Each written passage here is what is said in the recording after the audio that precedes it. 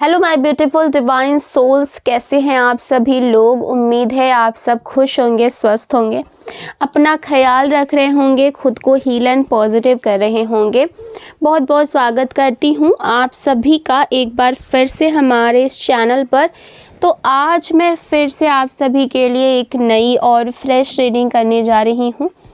आज की रीडिंग बहुत ही गहरी है, बहुत इंटेंस है एंड हो सकता है कुछ लोगों के लिए आई ओपनिंग वाली भी ये हो। अगर आप रोज़ सुबह उठ कर के यही सोचते हैं उनका थर्ड पार्टी के साथ रिश्ता कब टूटेगा, क्या वो सच में उससे प्यार करते हैं, क्या वो अंदर से अभी भी मेरे हैं, तो आज की ये रीडिंग आपके लिए है।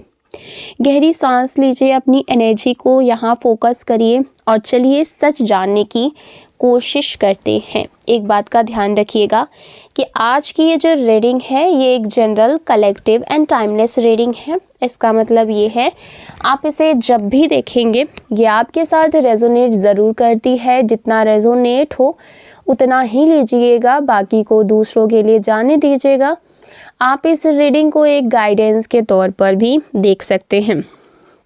आप मेल हैं, फीमेल हैं, मैरिड हैं, अनमैरिड हैं, इंडिया से देख रहे हैं, इंडिया से बाहर से देख रहे हैं, आप इस रीडिंग को देख सकते हैं।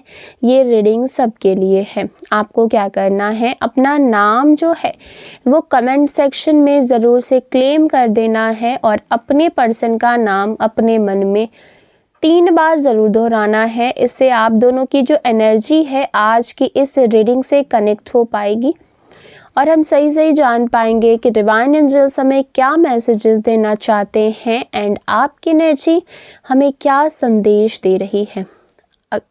अगर इस वीडियो से आपको थोड़ी सी भी क्लैरिटी मिलती हो, हेल्प मिलती हो, तो प्लीज़ वीडियो को लाइक करिएगा, शेयर करिएगा। चैनल पर पहली बार आए हैं, अभी तक सब्सक्राइब नहीं किया है तो सब्सक्राइब करके बेल आइकन ज़रूर दबाइएगा, जिससे आने वाले वीडियोस के नोटिफिकेशंस आपको सबसे पहले मिलते रहेंगे।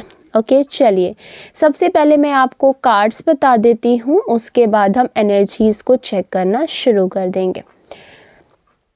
तो कार्ड्स कुछ इस तरीके से आ रहे हैं। 6 of swords, page of cups, queen of coins, wheel of Fortune, 10 of wands, 6 of swords, the lovers का कार्ड आया है, द हैंगमैन, द टावर का कार्ड आया है। ये कार्ड्स निकल कर के आ रहे हैं।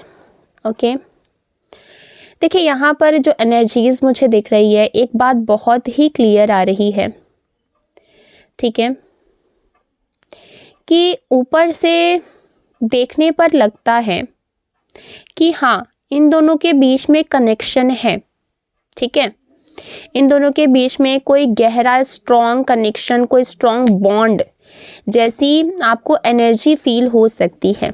बट ये सोल कनेक्शन नहीं है, ये एक टेम्परेरी इमोशनल एक्सचेंज है, जो कि इसे कह सकते हैं ज़रूरत पर टिका हुआ रिश्ता।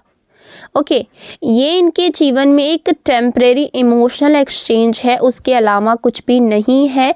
ज़रूरतों के हिसाब से ये रिश्ता शुरू हुआ है और उसी हिसाब से ये चल रहा है।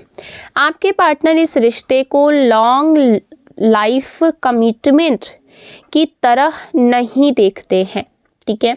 उन्होंने इसे इस तरीके से चुना बिकॉज़ उस समय वो कमज़ोर थे। जब भी उन्होंने इस रिश्ते में प्रवेश किया, ठीक है, तो उस टाइम पर ये थोड़े से ना मेंटली हो सकते हैं, मेंटली तौर पर थोड़े से वीक थे, थोड़े से कंफ्यूज थे और अपने ही फैसलों से ना वो टूटे हुए थे, हारे हुए थे। थर्ड पार्टी ने क्या किया, ठीक है, अपने सॉफ्ट वर्ड का यूज़ किया, मतलब मीठी मीठी बातें करी आपके पर्सन से, उनको नकली तरीके से ऐसा दिखाया कि हम तुमको बहुत समझते हैं, हम तुम्हारी भावनाओं को समझते हैं, हम तुम्हारी इज्जत करते, रिस्पेक्ट करते हैं, मैं तुम्हारे साथ हूँ वाली एनर्जी, इस तरीके की एनर्जी आपके पार्टनर को थर्ड पार्टी ने दी थी और लगातार उनको सपोर्ट कर रही थी और बेसिकली सिंपैथी भी आपके पर्सन को थर्ड पार्टी की तरफ से मिल रहा था।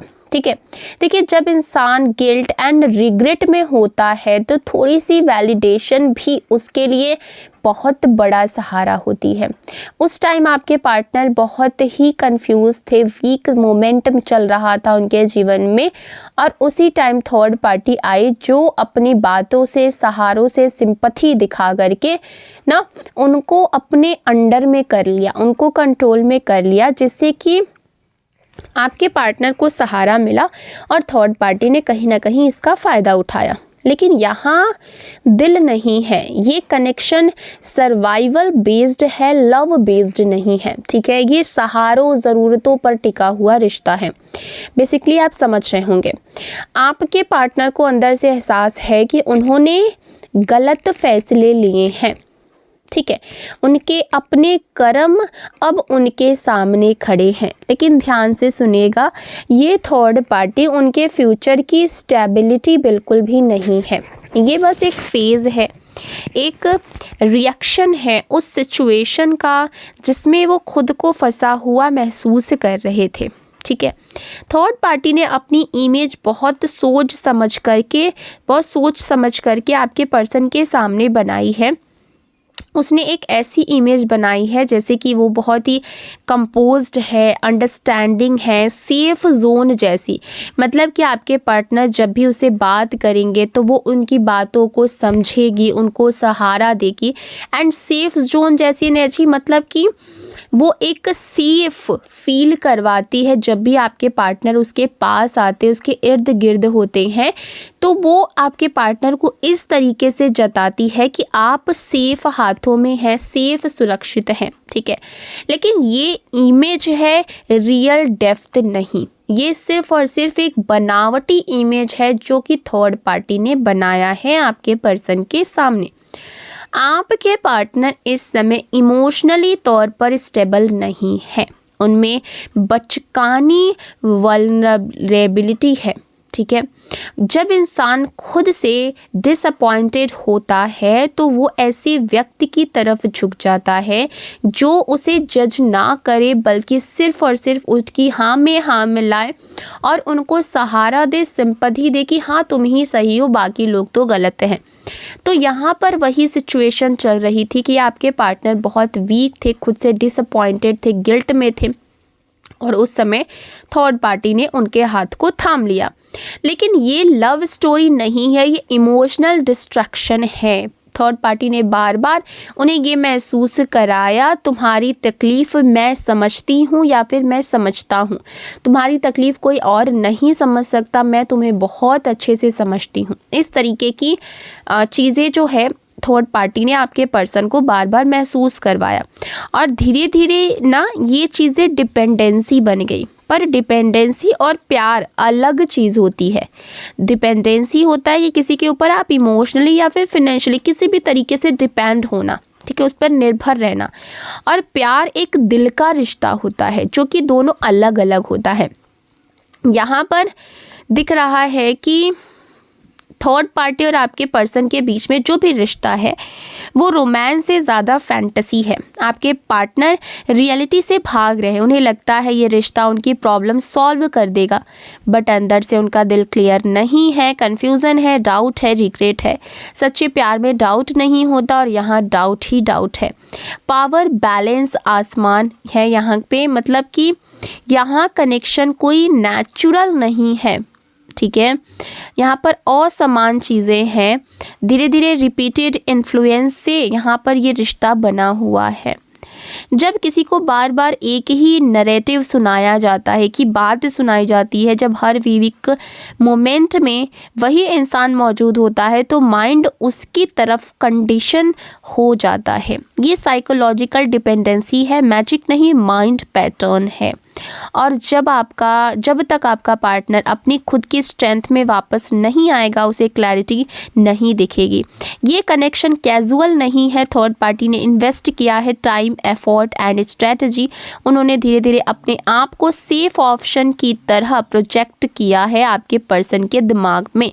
बट याद रखिए, जो रिश्ता मेहनत से बनाया जाता है वो नेचुरल फ्लो वाला रिश्ता नहीं होता है। आपके पार्टनर खुश नहीं है, ऊपर से स्ट्रॉन्ग दिख सकते हैं बट अंदर से लॉस एंड डिसअपॉइंटमेंट में है। वो समझ रहे हैं कि कुछ तो गलत है पर अभी पूरी तरीके से हिम्मत नहीं है बाहर निकलने की। इंटरेस्ट कम हो रहा है इनका, एक्साइटमेंट कम हो रहा है थर्ड पार्टी की तरफ से। लेकिन जब माइंड हैवी हो तो इंसान सच को भी इग्नोर कर देता है और यहाँ पर यही हो रहा है। ये सिचुएशन हमेशा नहीं चलेगी, बैलेंस डगमगा रहा है। जैसे ही आपके पार्टनर अपनी ओरिजिनल एनर्जी में लौटेंगे, क्लैरिटी बहुत तेज़ी से आएगी। ये ब्रेकअप अचानक भी हो सकता है और किसी सच के खुलने से भी हो सकता है या फिर धीरे धीरे इमोशनली दूरी बढ़ने से भी ये चीज़ें हो सकती हैं।